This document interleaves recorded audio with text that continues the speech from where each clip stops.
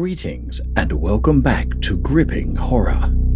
Saint-Pierre of Martinique was culturally and economically ahead of its time, being known as the Paris of the Caribbean. That was up until May the 8th, 1902, when the deadliest volcanic eruption of modern times wiped out the city in a matter of minutes. From a population of over 30,000 to a mere 2 survivors in the blink of an eye. The name Mount Pele will forever send shivers down the spines of historians, forever to be immortalized in the history books. What makes this story even more tragic is that Mount Pele signified signs of an eruption before it happened. The residents of Saint-Pierre had ample time to evacuate the city, but refused to take heed of the warnings.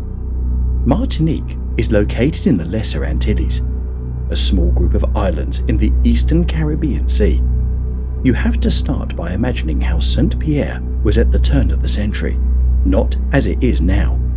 At the peak of its popularity, it was a very prosperous society. It had spawned over a dozen millionaire estate owners, with visitors over the next centuries from the Spanish, French, Dutch, Danish, and English.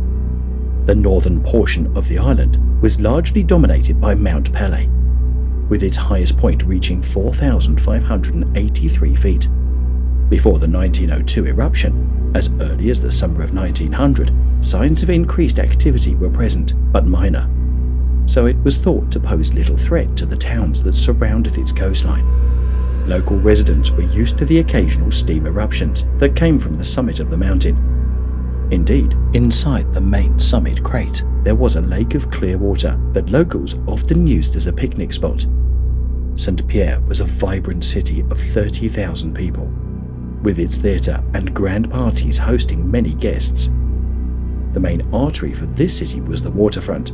Nearly everything and everyone came and went by boat. However, by April 1902, enjoyment of life would start to decline for the residents of Saint-Pierre after unexpected activity of Mount Pele. The steam, sulphur, and steady fall of ash coming from the summit was taking a toll on the residents' day-to-day life. This activity proceeded in the coming weeks of April, intensifying as time went on, until an expedition was initiated to investigate. Upon their ascent of the Mount Pele, they discovered a low-sitting, previously dry crater, now full of bubbling sulfuric water. Yet the town of Saint-Pierre did not assess the situation as dangerous, making countless prints of their local newspapers, encouraging residents to keep calm and talk down on anyone who shared thoughts of leaving or doubt. By the time May rolled around, the situation had continued to deteriorate. Locals resorted to carrying handkerchiefs when going about their day because the stench of sulphur had now become so strong in the air that breathing became a grueling task. The animals also suffered. It was reported horses were dropping down in their harnesses, suffocated by the fumes produced by Mount Pele. As if matters couldn't get any worse, the town was then infested by a plague of wild animals coming down the sides of the mountain in flock. A notable mention was the pit vipers. It was reported that 50 people were killed by snake bites alone in the days leading up to the eruption. By now, the town had turned into a ghost of its previous self. Skies were grey, ash filled the air, and dead animals littered in the streets. Yet people stayed, assured by the experts that Mount Pele was not a threat to their livelihood. On the 5th of May, a mammoth-sized river of extremely hot mud overflowed the summit crater, flowing down the Rivière La Blanche, where it would engulf a sugarcane factory, killing 30 workers before plummeting into the sea just outside Saint-Pierre. Bizarrely, this incident had a calming effect on the town. Many thought this would be the climax of Mount Pele, hoping that after this, things would surely return back to normal. The editor of Les Colonnes certainly thought so, going as far to write, "Where can one be better off than Saint-Pierre?" Efforts by the local newspaper and the governor, Louis Maton, to keep people in Saint-Pierre were highly influenced by the fast-approaching election. The last thing the governor needed was his voting base being absent on election day. The commission would continue to reassure the people that they had nothing to worry about. On May the 6th, a volcano on the neighbouring island of St. Vincent exploded, killing more than 1,000 people. As the news travelled the grapevine to St. Pierre, panic set in and commotion ensued. In response to this, the governor sent in troops to St. Pierre to restore order, but in actuality roadblocks were set up in the streets leading out of town to ensure there was no evacuation. Feeling the pressure, the governor and his family moved into St. Pierre on May the 7th to show the people how safe it was. Meanwhile, Mount Pele only grew stronger. Enormous black clouds and flames roared from the summit crater, creating streaks of lightning across the sky. Ash fell like snow. Red-hot magma could now be seen by the crater rim, with the side of the mountain now glowing red.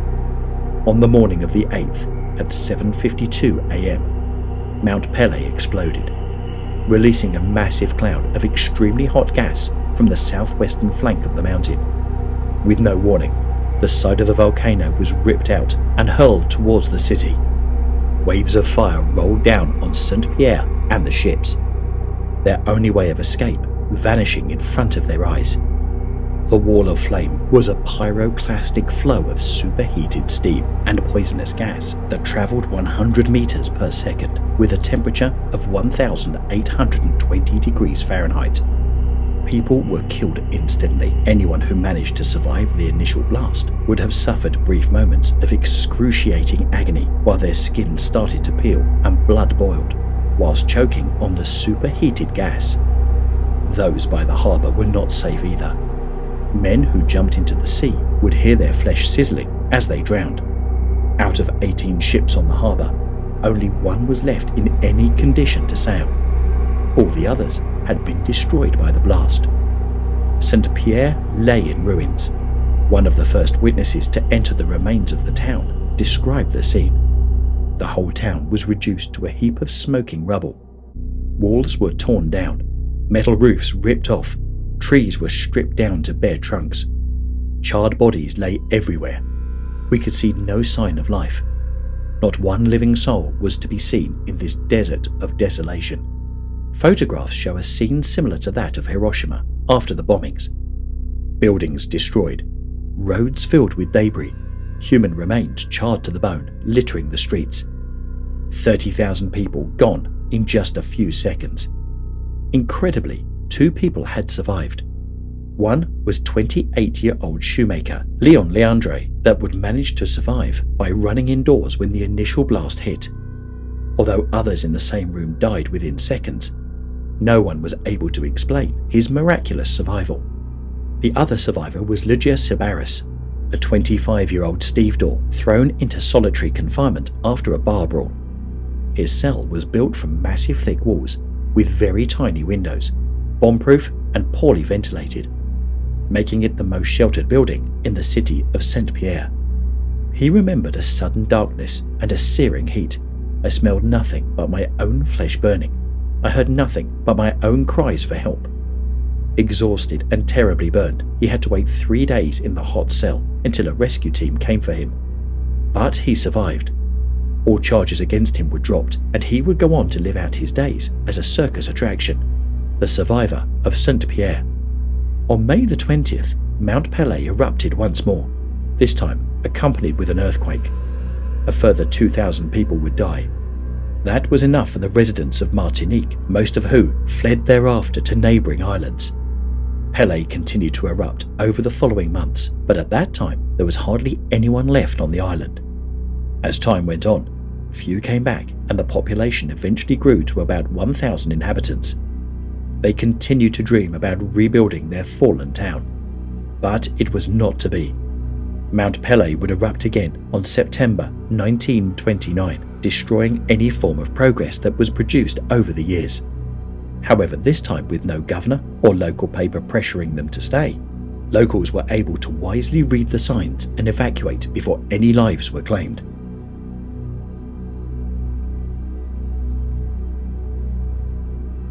Well, that's it for today's story, guys. I hope you enjoyed it as much as I did bringing it to you. Thank you so much for the support on the channel. Comment any suggestions down below. Your feedback is always appreciated. Thank you again, and I hope to see you in the next one.